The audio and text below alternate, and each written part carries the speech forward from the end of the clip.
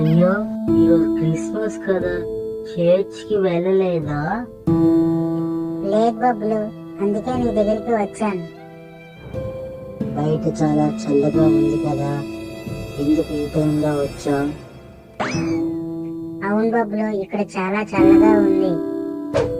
సరే ఉండరయ్యా, నీకోసం చిన్న క్యాంప్ ఫైర్ వేస్తాను. సరే బబ్లు.